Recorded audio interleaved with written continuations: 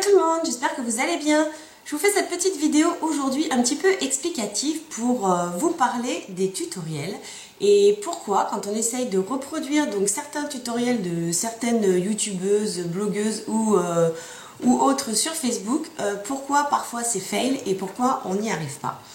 Donc ce week-end j'ai rencontré donc les patouilleuses d'Orthez, donc les copines, on a fait une petite rencontre polymère entre nous. Et on s'était dit, parce que je vous explique un petit peu, moi c'est vrai que j'ai pas trop le temps de refaire les tutos des autres, voilà, j'aime bien regarder les vidéos et tout, mais c'est vrai que c'est assez rare, enfin je sais pas pour vous, vous me le direz en commentaire, même voilà, même si moi je vous propose des tutoriels sur la chaîne, est-ce que réellement vous refaites les tutoriels de A à Z ou juste vous vous inspirez un petit peu des motifs, des formes ou des techniques? Voilà, c'est vrai que c'est assez rare quand même que on refasse les tutoriels à l'identique. Donc ce week-end, je reviens à mon week-end, donc on a décidé donc de se rencontrer. Bref, c'était un stage qui était annulé, je ne vais pas rentrer dans les détails. D'ailleurs, je salue toutes les copines et je salue Laura, qui est en Espagne, et je t'embrasse très très fort. Je sais que tu regardes les vidéos, donc j'en profite pour te faire un gros bisou. J'étais ravie de te rencontrer, donc voilà, comme ça je te fais une petite dédicace, ça me fait très plaisir. Donc oui, je disais, ce week-end, on s'est rencontrés et on voulait tester plusieurs tutoriels. Donc moi je suis venue samedi et samedi on a voulu tester le tutoriel de Karine Barrera sur l'effet batik, donc sur son effet batik. Vous avez peut-être vu son tutoriel qu'elle a réalisé donc pour Perle & Co.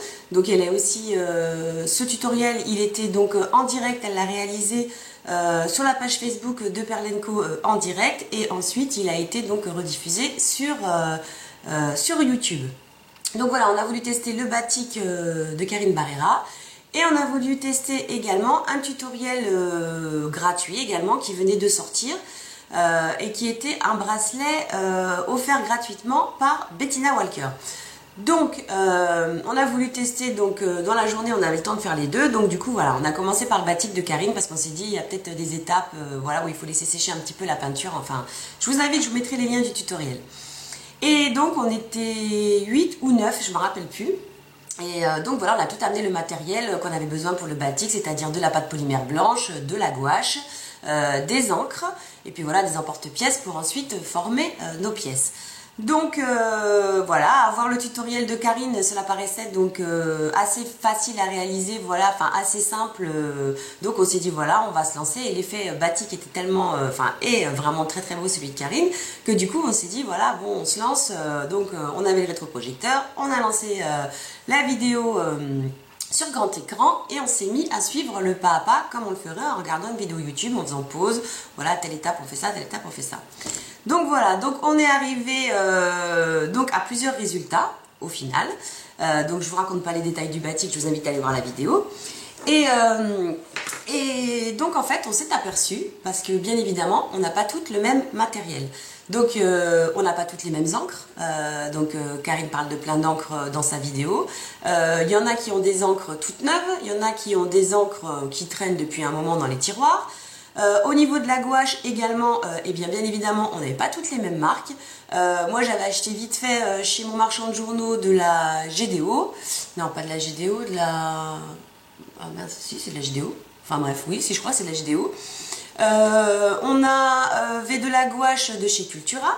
On avait de la gouache récupérée d'enfants, donc pas de marque spécifique. Il y avait de la gouache de la Forfouille. Il y avait une gouache de professionnel, voilà, une gouache qu'elle avait payé un petit peu cher chez Artéis, Nadine. Donc voilà, et donc on s'est mis à tester un petit peu. Donc il y en a qui n'avaient pas de gouache, donc voilà, on s'est passé les gouaches, parce qu'il y en a qui ne savaient pas qu'elle va amener de la peinture acrylique. D'ailleurs, il y en a qui ont fait le tuto avec la peinture acrylique, savant pas que c'était de la gouache, mais enfin bref. Donc voilà. Et au final, voilà moi ce que ça a donné. Donc voilà, la pièce, vous voyez, elle n'est pas finie, j'ai pas fini le dos et tout, et puis je pense en faire un sautoir. Et donc voilà moi ce que ça a donné pour ma pièce. Donc en fait ça fait plus un effet raku que batik. Ma gouache, en la frottant au final, elle ne s'est pas dissoute, elle n'a pas disparu. En fait mes encres elles ont même teinté ma gouache. Ma gouache elle est restée donc en surface, ça m'a fait un craquelé. Et puis voilà, donc j'ai arrêté de poncer parce que sinon, enfin pas de poncer, de retirer donc la gouache avec de l'eau, parce qu'au final ça me faisait perdre donc l'intensité des encres. Donc pour vous expliquer, on a suivi le pas à pas, le tuto avec voilà ce qui était indiqué. Mais voilà, donc il y en a qui ont eu un résultat magnifique avec la gouache de professionnel et aussi avec la gouache de chez Cultura. Donc ils ont eu un super effet batik. Donc ça fait, si vous voulez, là moi ça me fait un petit peu raku. Je sais pas si vous voyez, ça fait un peu plus craquelé. Donc voilà, l'effet batik, ça fait un effet beaucoup plus fin au niveau des pochoirs. Donc tout a été testé. On a testé les silkscreens. Là ici c'est un silkscreen tropical, celui de chez Graines Créatives. On a testé aussi des pochoirs de toutes marques, donc des pochoirs beaucoup plus gros. Voilà, parce qu'en fait on a testé s'il fallait très peu de peinture au niveau de la gouache, au niveau des pochoirs, ou est-ce qu'il fallait plus d'épaisseur de peinture. Donc voilà, pour faire l'effet craquelé aussi, eh bien il y en a qui ont arrivé à avoir leur effet craquelé plus rapidement que d'autres, car bien évidemment la gouache, selon la qualité de la gouache, soit elle était trop liquide, soit elle était un petit peu plus épaisse, et voilà, donc soit elle séchait plus rapidement, soit elle séchait pas du tout, enfin bref, on a eu voilà quelques différences, et voilà, donc j'en suis arrivée au constat que, bien évidemment, quand on refait un tutoriel, eh bien, il vous manque en fait plein de petites choses. Voilà, même si on explique bien les étapes, eh bien voilà, c'est sûr, on nous dit par exemple d'utiliser de la gouache, mais laquelle? Donc, moi, je sais qu'avec ma gouache, donc j'obtiens un effet plutôt craquelé, quoi. Voilà, plutôt raku, même si ça fait un peu batik quand même. Il y a eu des super effets batik hyper réussis, et puis il y en a qui ont été une catastrophe, puisque la gouache, par exemple, de la Farfouille, ça a été carrément une cata. Le tuto, il n'a pas du tout marché. Donc voilà, c'est pour vous dire, parfois, vous pouvez être chez vous, donc voilà, vous pensez avoir le bon matériel, ou vous dire, voilà, je vais utiliser telle peinture au lieu de celle-là, et en fait, voilà, ça ne fonctionne pas. C'est quand je vous avais fait aussi la vidéo pour l'acrylique pouring, où je vous avais expliqué en fait que ça dépend aussi également de vos peintures. Vous pouvez avoir des peintures très très chères qui vont pas trop bien fonctionner. Vous allez aussi avoir des peintures acryliques peut-être pas chères. Là j'ai acheté celle de chez Action pour voir ce que ça va donner pour tester. Un nouveau set que j'ai trouvé pas très très cher, voilà. Et en fait, dans plein de loisirs créatifs, dans plein de domaines, que ce soit dans la résine, ça dépend comme je vous dis, des encres que vous utilisez, voilà, que ce soit aussi bien dans les peintures, et bien tout dépend de la qualité des produits que vous avez. Également au niveau des encres, moi je vous avoue que j'avais des encres, voilà, ça fait longtemps que je les ai, qu'elles sont ouvertes, qu'elles ont été utilisées, avec l'encre qui coule bien desséchée au niveau, voilà. Et par contre celles qui ont testé avec des encres neuves, voilà, qu'elles venaient d'acheter, donc les rendus étaient aussi beaucoup plus jolis au niveau du peps des couleurs. Donc voilà, donc vous voyez, il y a toujours plein de paramètres qui rentrent en compte dans les tutoriels. Pour venir donc au tutoriel de Bettina Walker, qui est très sympa, qui nous a donné ce tutoriel gratuit. Donc au final, pour avoir ce bracelet, donc pareil, hein, vous pouvez le retrouver, le tuto gratuit sur Facebook. Alors pour l'attache, c'est de la bidouille parce que voilà, j'avais pas les bonnes attaches, il faut un bouton pression, donc j'en ai mis un. Donc pour le bracelet, au niveau du tutoriel, on nous disait donc qu'il fallait 42 cm, faire une longueur de 42 cm. Donc moi, vous voyez, pour faire un double tour, 42 cm, c'est carrément trop grand pour moi. Donc voilà, ça c'est pas grave. Il faudra que je mesure bien mon tour de poignet plutôt que de partir. Mais enfin, on est toute partie sur le tuto. Et voilà, et plein de petites choses aussi dans ce tutoriel eh bien, qui manquent au niveau des explications. Donc cela arrive aussi également. Donc pour la cuisson, comment cuire ce bracelet, cette longueur de 42 cm dans un four. Et puis après, plein de petites choses aussi, différentes étapes. Donc on a été plusieurs, on a été les 9 à tester. Au final, je pense qu'il n'y a que moi qui ai terminé en fait mon bracelet. Et en fait j'ai fait que de la bidouille parce que voilà, il manquait plein de petites explications. Donc voilà, mais bon, c'est pas grave. Du coup on a testé plein d'autres effets grâce à ce tutoriel là. Et on a trouvé des super beaux effets, donc du coup on est super contente, voilà, grâce à Céline d'ailleurs. Et voilà, donc en fait, pour vous dire, dans les tutoriels, parfois les tutoriels que vous pouvez trouver par exemple en images sur des blogs ou des choses comme ça, c'est vrai qu'en images parfois on n'a pas donc toutes les étapes de réalisation, on vous dit faites ci, faites ça, comme ça on vous l'explique et après vous avez une photo avec le résultat fini. Parfois dans les vidéos YouTube vous allez avoir les explications, mais c'est vrai que ça passe assez rapidement et puis au final soit on vous montre pas le montage, soit on vous montre pas le dos des créations, les semelles, comment ça fait pour tenir. Alors c'est sûr vous avez un joli bijou présenté et puis vous n'avez pas le dos de la création, vous voyez pas du tout comment le bijou est terminé. Donc c'est vrai que c'est pas évident de penser à tout quand on réalise aussi des tutoriels. Et du coup ça m'a fait penser quand même, voilà, moi je sais que j'essaye dans mes tutoriels d'un petit peu tout vous montrer.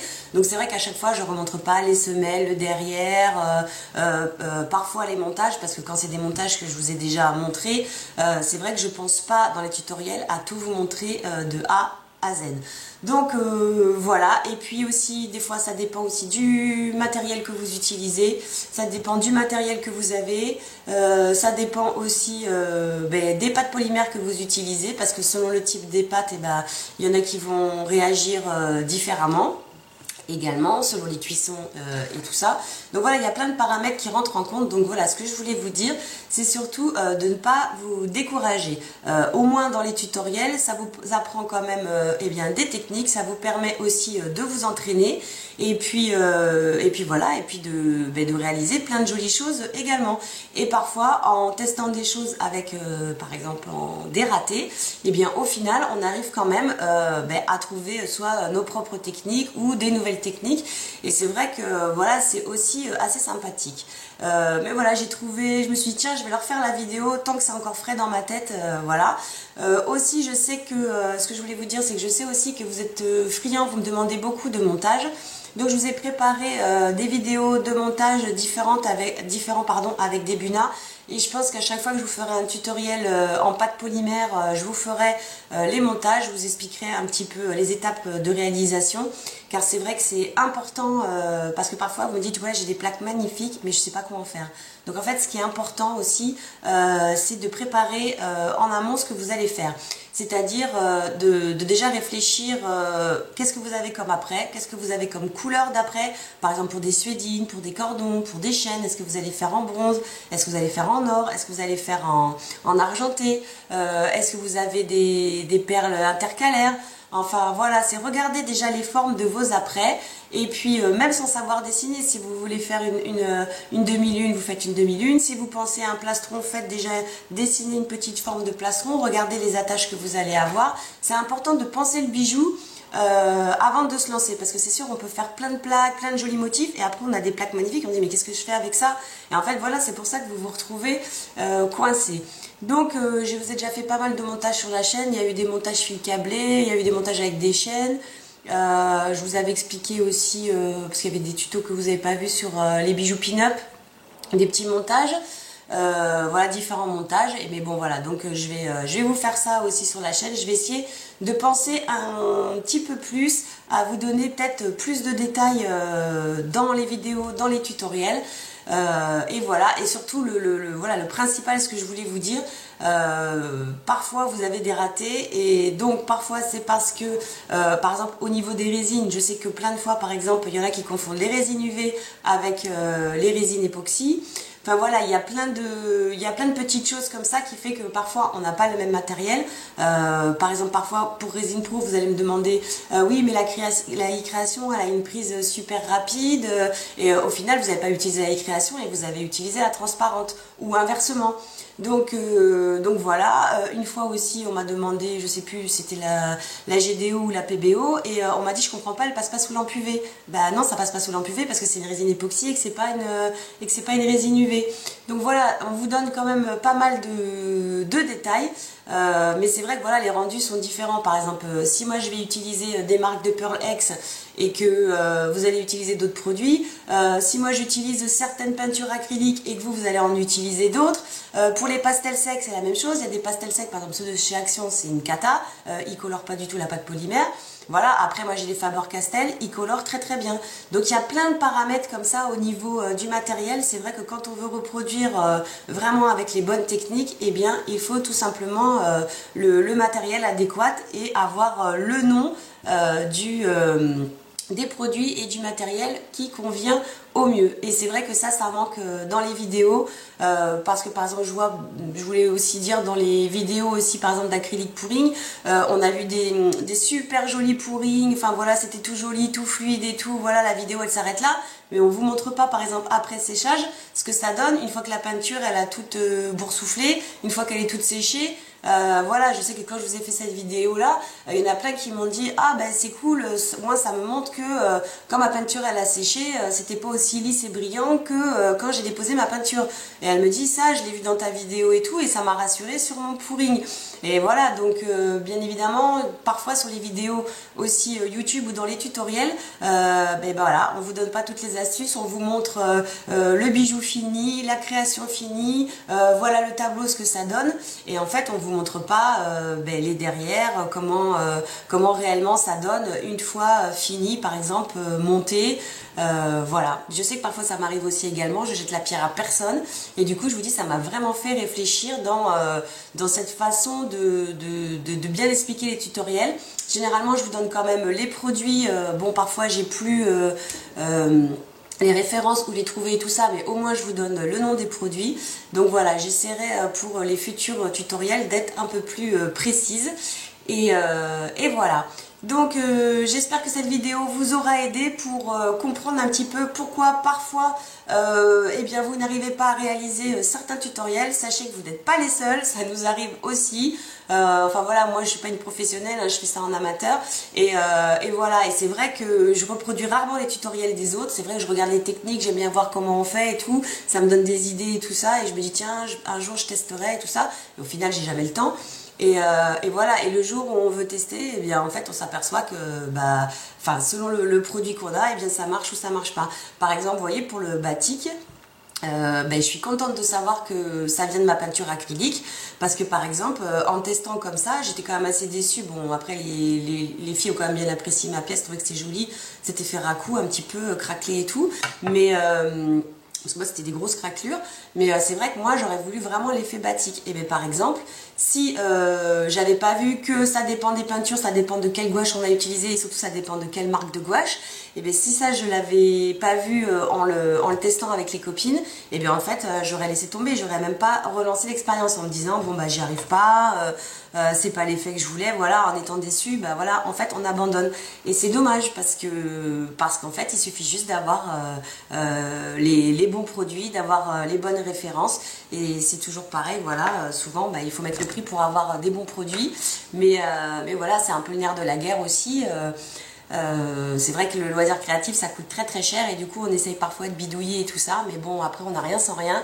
Quand on veut avoir des beaux effets, je vous avoue qu'une gouache ça coûte pas très cher, hein. Vous avez des gouaches pour des petits tubes de gouache même de professionnels pour 2 € en magasin, oui, de loisirs créatifs ou de peinture, et ça vous permet quand même d'avoir de magnifiques effets, et c'est un investissement. Vous achetez un tube, vous allez en faire, vous allez déposer un petit peu de peinture sur un silkscreen, vous allez pouvoir en faire du batik, hein. Là je vous parle pour la gouache parce que c'est pas un produit qui coûte très très cher, mais enfin voilà. J'espère que j'ai pas été trop longue, j'espère que je me suis pas trop perdue dans mes explications, j'espère que cette vidéo vous aura plu. Voilà, donc on va se retrouver très très vite sur la chaîne pour plein de nouveaux tutoriels. Je vous embrasse très très fort, prenez soin de vous, et puis je vous dis à bientôt. Ciao!